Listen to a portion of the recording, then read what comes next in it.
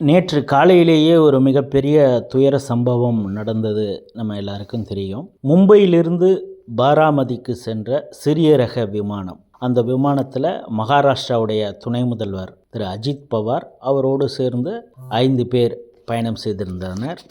பாராமதியில் தரையிறங்கும் பொழுது அந்த விமானம் விபத்துக்குள்ளாகி அந்த விமானத்தில் பயணம் செய்த அனைவரும் பைலட் உள்பட உடல் கருகி இறந்திருக்கிறாங்க. மிகப்பெரிய அளவிலே விபத்து ஏற்பட்டு இந்தியா முழுக்க மிகப்பெரிய அதிர்ச்சியை ஏற்படுத்தியது.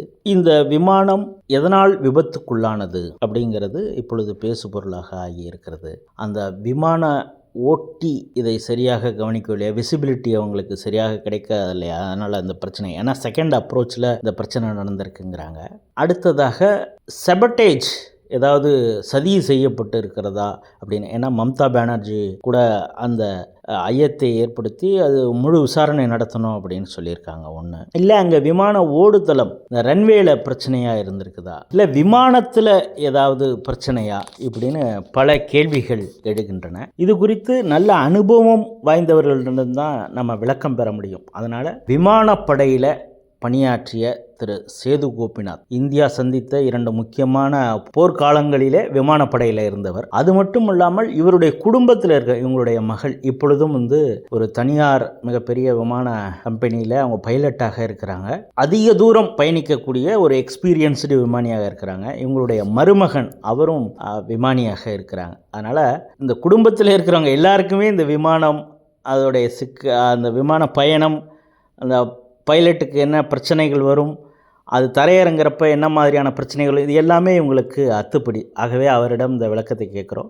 சார், நீங்கள் தான் சொல்லணும் இது சம்பந்தமாக. என்ன இது சபட்டேஜா, விமானத்தில் பிரச்சனையா, விமானியிடம் பிரச்சனையா அப்படிங்கிறது. வணக்கம். நேற்று நடந்த விமான விபத்து பாராமதி, மகாராஷ்டிராவில் பாராமதி என்னும் இடத்தில் நடந்த விமான விபத்து ஒரு அரிய தலைவர் அஜித் பவார் அவர்களது உயிரை பறித்தது மட்டுமன்றி அந்த லியர்ஜெட் 45 என்ற விமானத்தில் பயணித்த அனைவரும் உயிரிழந்தது மிகவும் பெரிய சோகம். தற்போது லோக்சபா எம்பியாக உள்ள திருமதி சுப்ரியா சுலே பல ஆண்டுகளாக போட்டியிட்டு வெற்றி பெற்றுள்ள தொகுதி அந்த ஊரில் தான் இருக்கிறது. அவரது தந்தை திரு சரத் பவார் இதே லியர்ஜெட் 45 பாராமதிக்கு பலமுறை பயணித்துள்ளார். பாராமதி என்னும் அந்த சிறிய டேபிள் டாப் ரன்வே, அதற்கு தேவையான regular ADC, meteorological department, maintenance crew, எரிபொருள் நிரப்பும் வசதி எதுவும் இல்லை. அது ஒரு ஃப்ளையிங் கிளப் பயன்படுத்தக்கூடிய ஒரு சிறிய டேபிள் டாப் ரன்வே, அவ்வளவுதான். அது அங்கு உள்ள ஒரே ஒரு ஆஸ்பால்ட் ரன்வே, பிறகு ஒரு ஃப்ளையிங் கிளப் பைலட் நிர்வகித்து வரும் VHF செட், அவை தவிர வேறு எதுவும் இல்லை. 1940 முதல் இதுதான் நிலைமை. இதுபோல் இந்தியாவில் பற்பல இடங்களில் ரன்வேக்கள் உள்ளன. மகாராஜாக்கள், பிரிட்டிஷ் அரசின் பிரதிநிதிகள், உயர் அதிகாரிகள் பயன்படுத்தி வந்த ரன்வேக்கள் அவை. கனடாவின் பம்பார்டியர் விமான கம்பெனி வடிவமைத்து தயாரித்து பிரேசிலுக்கும் தயாரிக்கும் லைசன்ஸ் தந்துள்ளது. இந்த 7 அல்லது 8 பேர் பயணிக்கும் சிறிய விமானம், சிறிய 2 என்ஜின் கொண்ட விமானம் 1990 முதல் 2025 வரை உலகின் பல நாடுகளில் பயன்படுத்தப்பட்டுள்ளன.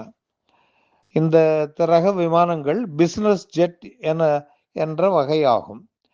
நேற்று திரு அஜித் பவார் பயணித்து விபத்துக்குள்ளான இந்த லியர்ஜெட் 45 விஎஸ்ஆர் வெஞ்சர்ஸ் என்ற பிரைவேட் பிளேன் ஆபரேட்டர்ஸுக்கு உரியது.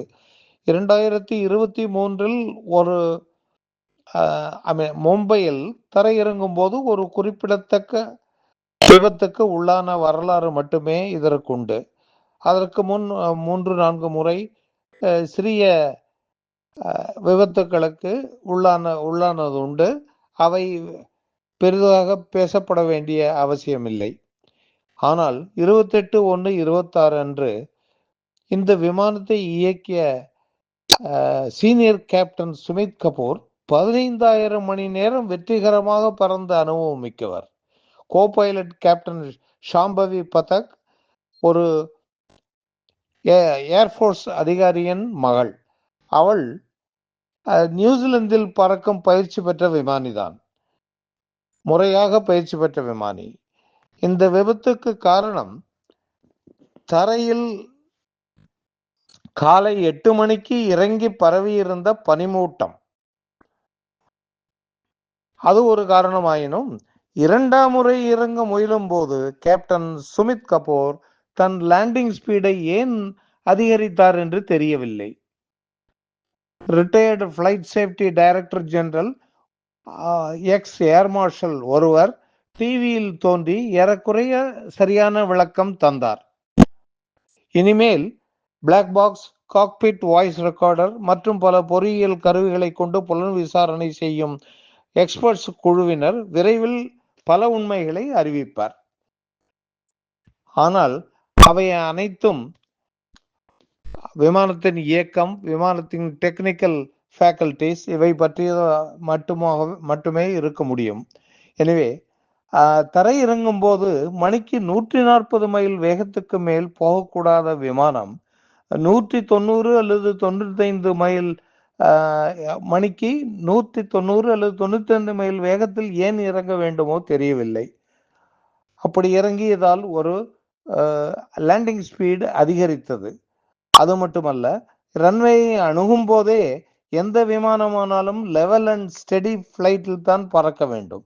ஆனால் இந்த விமானம் நீங்களே கண்டிருப்பீர்கள், டிவியிலும் பார்த்திருப்பீர்கள், பலமுறை காட்டப்பட்டது. இந்த விமானத்தை இடப்புறமாக ஒரு ஷார்ப் பேங்கிங் ஏன் செய்தார் என்று தெரியவில்லை. அது ஒரு தவறு. அவசரம் காரணம் என்றால் அது பைலட்டின் தவறே என்றோ? சதிவேலை, நாசவேலை என்றெல்லாம் உளறுவோருக்கு மூளைக்கோளாறு என்றுதான் சொல்ல வேண்டும். இப்படிப்பட்ட அரசியல் தலைவர்கள் நம் நாட்டின் சாபக்கேடு. பொதுவாக ஒரு சப்ஜெக்டை பற்றி அறவே எதுவும் தெரியாமல் தங்கள் விருப்பம் போல் பொய் சொல்லும் அரசியல் வியாதிகளும் ஊடக வியாதிகளும் இந்தியாவில் தான் அதிகம் உள்ளனர். இந்த உண்மைகள் விரைவில் வெளிவரும். ஆனால் சதிவேலை, நாசவேலை என்பதற்கான எந்த ஆதாரமும் அறவே இல்லை என்று மட்டும் என்னால் உறுதியாக சொல்ல முடியும். நன்றி, வணக்கம்.